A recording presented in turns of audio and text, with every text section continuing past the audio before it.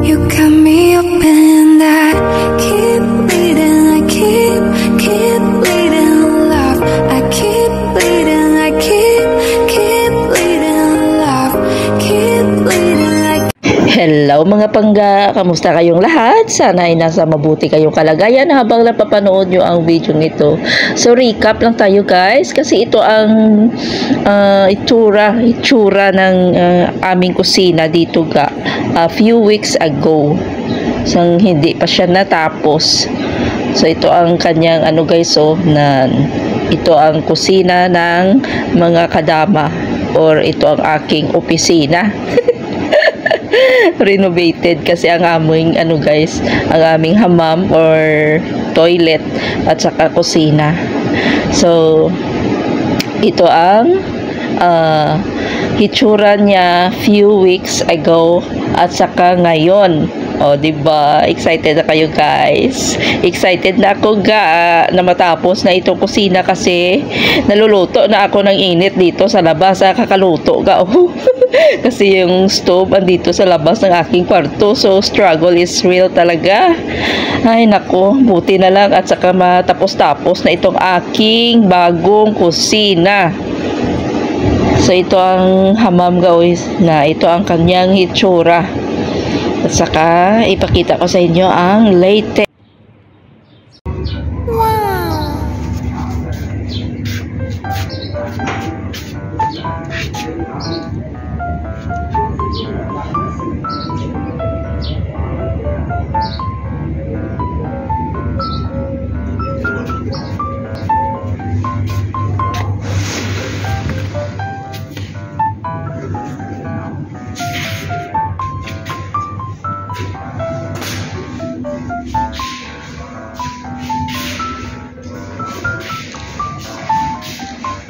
So ito na ang itsura ng ating bagong kusina ga, at saka kulang pa ng bagong gamit like stove at saka kitchen counter.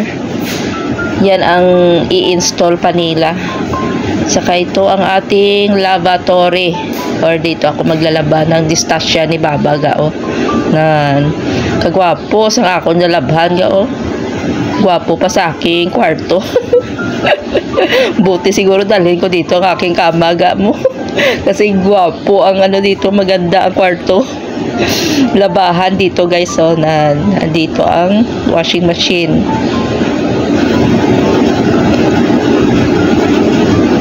Naka-aircon para yaga. So ito ang magiging labahan ko. Dito ako maglalaba ng distasya ng matanda ng tatay ng aking amo. So waiting pa sa bagong stove at saka kitchen counter. Yan, ang ganda na guys.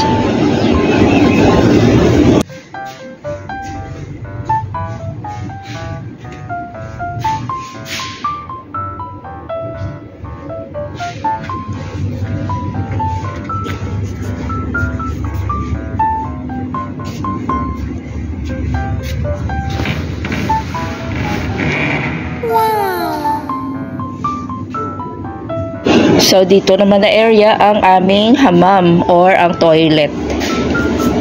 So ito ang magiging toilet namin. Toilet ko pag dito ako sa labas. Kasi nasa labas ito ng bahay ng tatay ni Madam. So may shower at saka may dalawang kubeta. Yun. So hindi na siya guys, malinis na yan kasi ginpalinis yan ng brother ng aking amo. Pati lahat ng mga gamo-gamo sa labas pinalinis nilaga. So wala na akong nilinisan kasi yung mga taong gumawa nito ay sila din ang naglinis ng mga gamo-gamo sa paligid ng bahay, 'di ba? So ito na guys, oh, ang ganda na ng labas namin. Nagpa-renovate kasi yung kapitbahay, so pinaano na lang ni ng matanda yung kusina namin at saka yung renovate pati yung pader, so maganda na tingnan. So yun, wala akong nalinisan dito sa labas kasi pinalinis nila sa mga tao, o diba? Ang saya-saya. So ito lang ang aking may share sa inyo guys, ang latest update sa kusina, ang kusina ko. So ito pa, andito pa ang stove na nag-struggle pa ako kasi grabing init dito ngayon. So minsan lang ako magluto-luto kasi nakakapaso ang init guys. So salamat sa panonood and see you again on my next vlog.